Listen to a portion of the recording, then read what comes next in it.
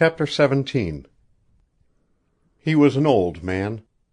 Beard and hair were white. He was as tall as Philip. His shoulders were broader. His chest massive. And as he stood under the light of one of the hanging lamps, his face shining with a pale glow, one hand upon his breast, the other extended, it seemed to Philip that all of the greatness and past glory of Fort o' God, whatever they may have been, were personified in the man he beheld. He was dressed in soft buckskin, like Pierre. His hair and beard grew in wild disorder, and from under shaggy eyebrows there burned a pair of deep-set eyes of the color of blue steel. He was a man to inspire awe, old and yet young, white-haired, gray-faced, and yet a giant. One might have expected from between his bearded lips a voice as thrilling as his appearance, a rumbling voice, deep-chested, sonorous, and it would have caused no surprise. It was the voice that surprised Philip more than the man. It was low and trembling with an agitation which even strength and pride could not control. "Philip Wetmore, I am Henry d'Arcambal. May God bless you for what you have done." A hand of iron gripped his own, and then, before Philip had found words to say, the master of Fort o' God suddenly placed his arms about the shoulders and embraced him. Their shoulders touched. Their faces were close. The two men who loved Jeanne d'Arcambal above all else on earth gazed for a silent moment into each other's eyes. "They have told me," said D'Arcambal softly, "you have brought my Jeanne home through death. Accept a father's blessing, and with it, this." He stepped back and swept his arms about the great room. Everything would have gone with her," he said. "If you had let her die, I should have died. My God, what peril she was in! In saving her, you saved me. So you are welcome here, as a son.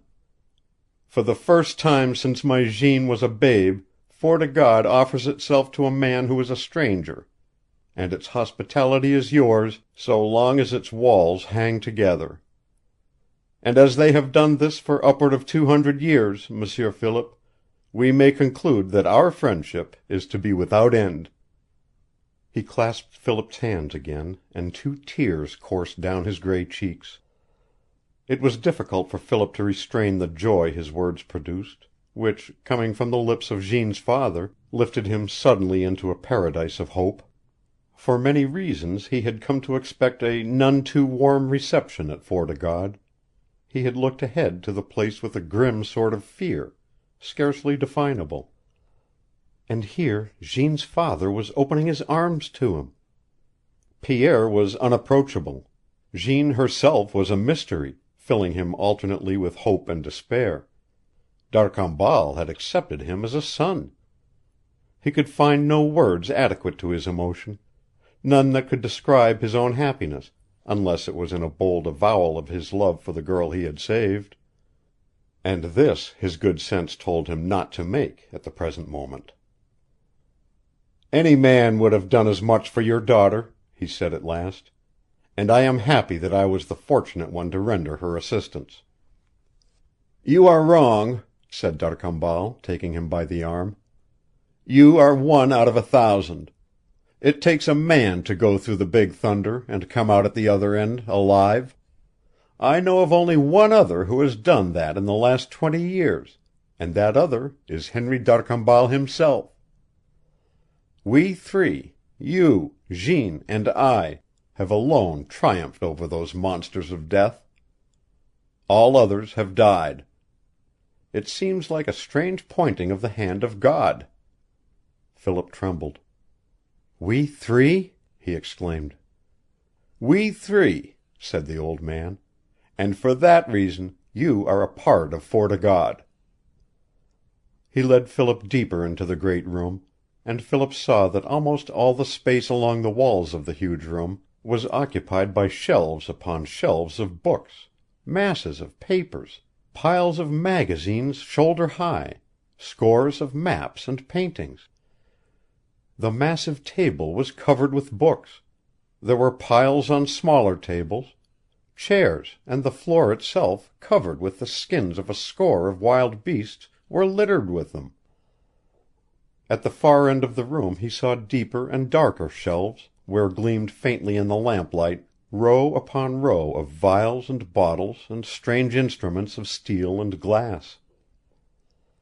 A scientist in the wilderness! A student exiled in a desolation! These were the thoughts that leaped into his mind, and he knew that in this room Jeanne had been created, that here, between these centuries-old walls, amid an environment of strange silence, of whispering age, her visions of the world had come. Here, separated from all her kind, God, Nature, and a father had made her of their handiwork. The old man pointed Philip to a chair near the large table, and sat down close to him. At his feet was a stool covered with silvery lynx skin, and D'Arcambal looked at this, his strong, grim face relaxing into a gentle smile of happiness. "This is where Jeanne sits, at my feet," he said. "It has been her place for many years. When she is not there I am lost. Life ceases.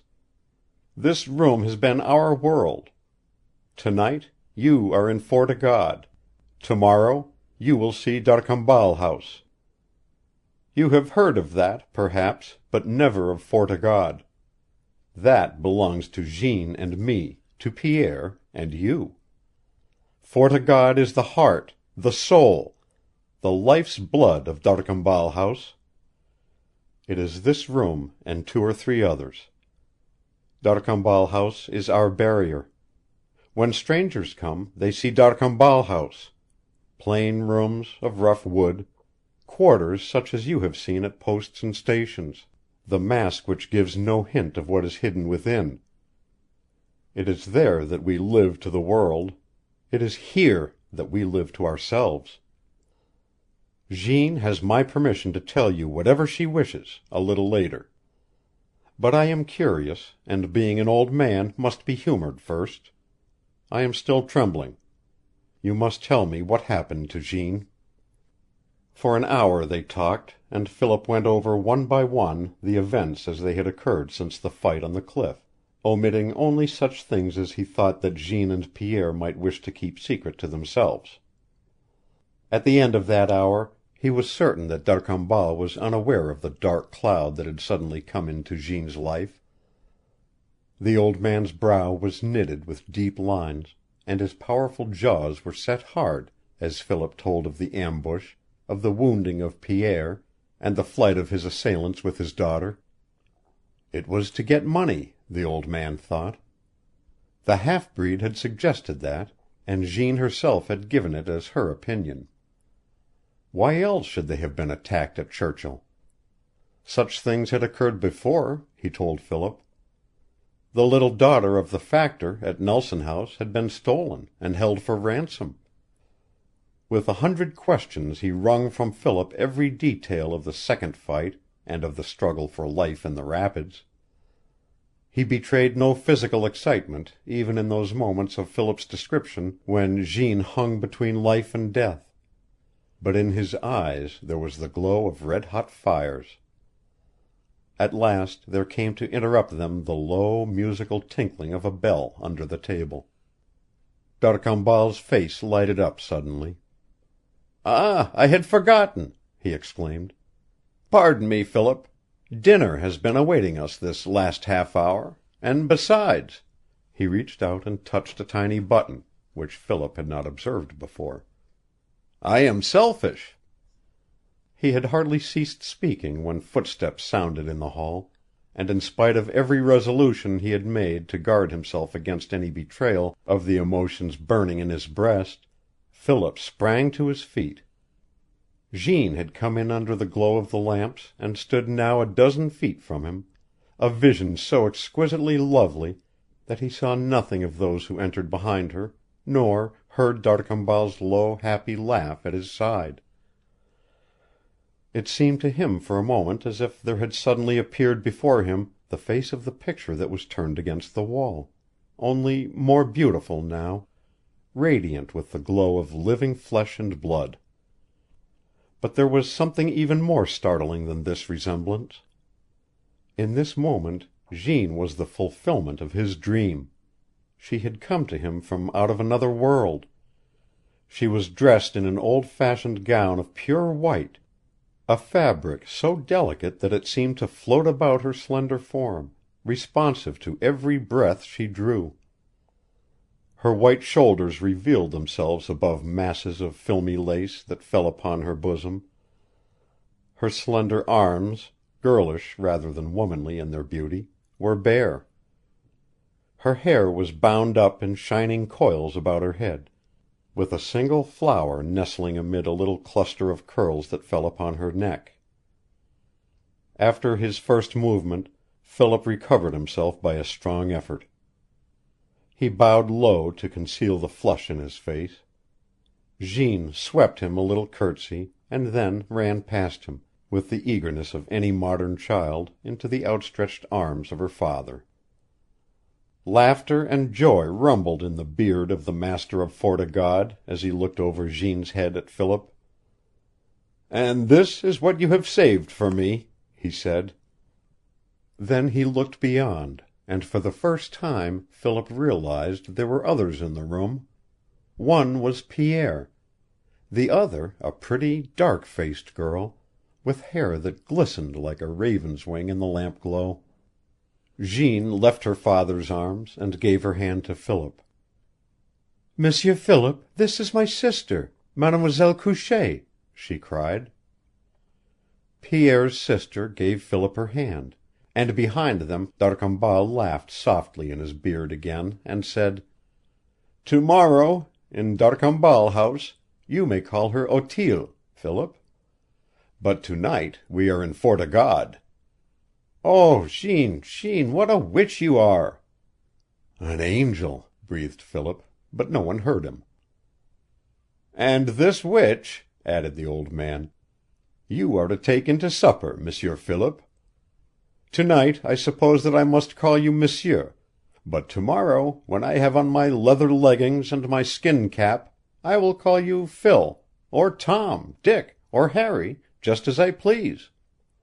This is the first time, sir, that my Jeanne has ever gone in to dinner on another arm than mine or Pierre's. And so I may be a little jealous. Proceed." As Jeanne's hand rested in his arm, and they went into the hall, Philip could not restrain himself from whispering, "I am glad of that." "And the dress, M'sieur Philip!" exclaimed D'Arcambal behind them, in the voice of a happy boy. "It is an honor to escort that, to say nothing of the silly girl that's in it.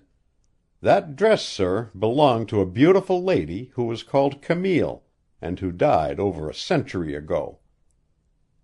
"Father, please do be good," protested Jeanne. "Remember—" "Ah, so I will," said her father. "I had forgotten that you were to tell M'sieur Philip these things." They entered another room illuminated by a single huge lamp suspended above a table spread with silver and fine linen. The room was as great a surprise as the other two had been. It contained no chairs.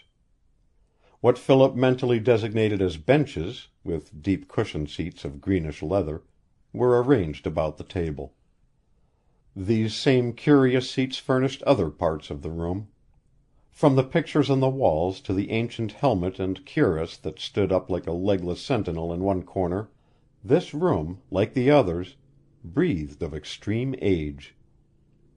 Over a big open fireplace, in which half a dozen birch logs were burning, hung a number of old-fashioned weapons, a flintlock, a pair of obsolete French dueling pistols, a short rapier similar to that which Pierre wore, and two long swords.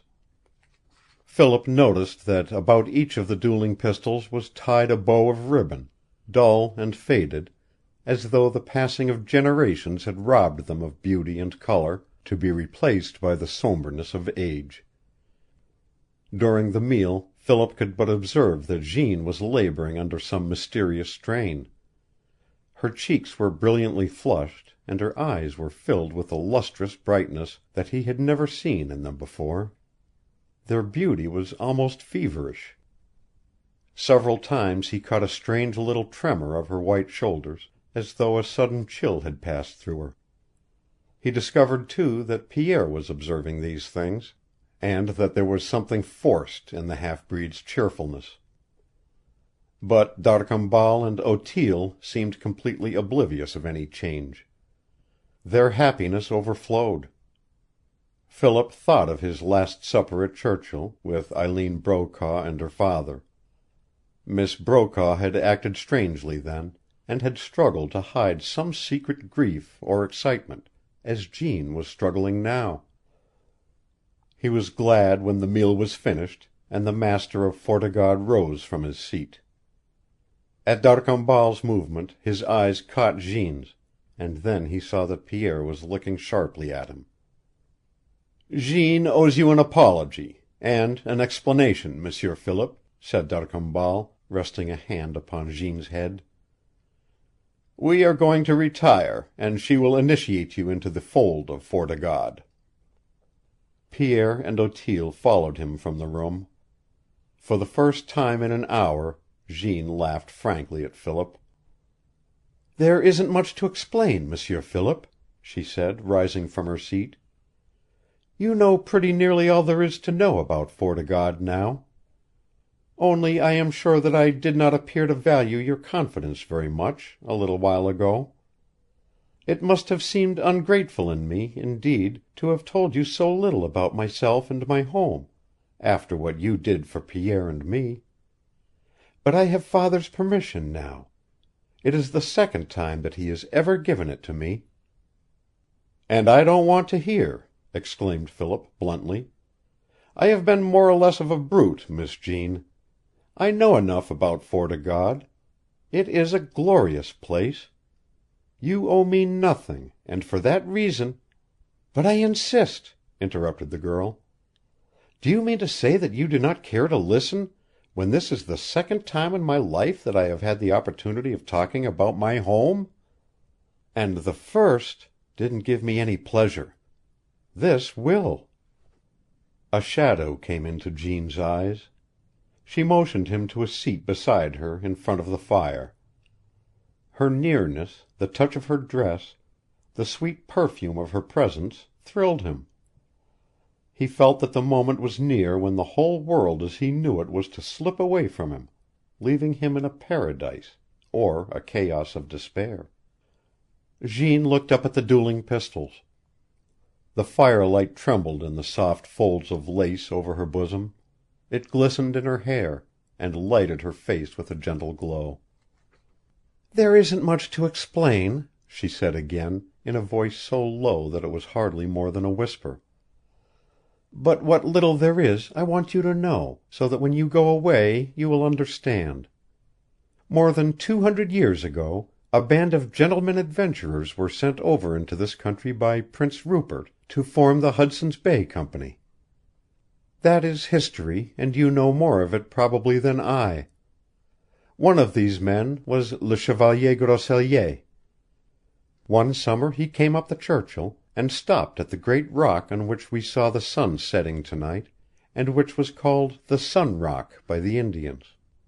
He was struck by the beauty of the place, and when he went back to France it was with the plan of returning to build himself a chateau in the wilderness.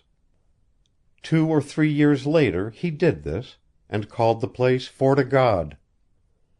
For more than a century, monsieur, Fort o' God was a place of revel and pleasure in the heart of this desolation. Early in the 19th century it passed into the hands of a man by the name of D'Arcy, and it is said that at one time it housed 20 gentlemen and as many ladies of France for one whole season. Its history is obscure and mostly lost. But for a long time after D'Arcy came, it was a place of adventure, of pleasure, and of mystery, very little of which remains today. Those are his pistols above the fire. He was killed by one of them out there beside the big rock, in a quarrel with one of his guests over a woman. We think, here, from letters that we have found, that her name was Camille. There is a chest in my room filled with linen that bears her name. This dress came from that chest. I have to be careful of them, as they tear very easily. After D'Arcy the place was almost forgotten and remained so until nearly 40 years ago, when my father came into possession of it. That, monsieur, is the very simple history of Fort o' God. Its old name is forgotten. It lives only with us. Others know it as D'Arcambal House. Yes, I have heard of that, said Philip. He waited for Jeanne, and saw that her fingers were nervously twisting a bit of ribbon in her lap. Of course that is uninteresting, she continued. You can almost guess the rest. We have lived here alone. Not one of us has ever felt the desire to leave this little world of ours. It is curious, you may scarcely believe what I say, but it is true that we look out upon your big world and laugh at it and dislike it. I guess that I have been taught to hate it, since I can remember. There was a little tremble in Jeanne's voice, an instant's quivering of her chin. Philip looked from her face into the fire, and stared hard, choking back words which were ready to burst from his lips. In place of them he said, with a touch of bitterness in his voice, "And I have grown to hate my world, Jeanne. It has compelled me to hate it. That is why I spoke to you that night on the cliff at Churchill." "I have sometimes thought that I have been very wrong," said the girl. "I have never seen this other world. I know nothing of it, except as I have been taught. I have no right to hate it, and yet I do. I have never wanted to see it. I have never cared to know the people who lived in it. I wish that I could understand, but I cannot, except that Father has made for us, for Pierre and Otille and me, this little world at Fort o' God, and has taught us to fear the other. I know that there is no other man in the whole world like my father, and that what he has done must be best. It is his pride that we bring your world to our doors, but that we never go to it. He says that we know more about that world than the people who live there, which of course cannot be so. And so we have grown up amid the old memories, the pictures, and the dead romances of Fort o' God. We have taken pleasure in living as we do, in making for ourselves our own little social codes, our childish aristocracy, our make-believe world. It is the spirit of Fort o' God that lives with us, and makes us content. The shadow, faces of men and women who once filled these rooms with life and pleasure, and whose memory seems to have passed into our keeping alone. I know them all, many of their names, all of their faces. I have a daguerreotype of Camille Poitier, and she must have been very beautiful. There are the tiniest slippers in the world in her chest, and ribbons like those which are tied about the pistols. There is a painting of D'Arcy in your room. It is the picture next to the one that has its face turned to the wall." She rose to her feet, and Philip stood beside her. There was a mist in her eyes as she held out her hand to him. I would like to have you see that picture," she whispered. Philip could not speak. He held the hand Jeanne had given him as they passed through the long, dimly lighted halls. At the open door to his room they stopped, and he could feel Jeanne trembling. "You will tell me the truth?" she begged, like a child. "You will tell me what you think of the picture?" "Yes." She went in ahead of him, and turned the frame so that the face of the picture smiled down upon them in all of its luring loveliness. There was something pathetic in the girl's attitude now. She stood under the picture, facing Philip, and there was a tense eagerness in her eyes, a light that was almost supplication, a crying out of her soul to him in a breathless moment that seemed hovering between pain and joy.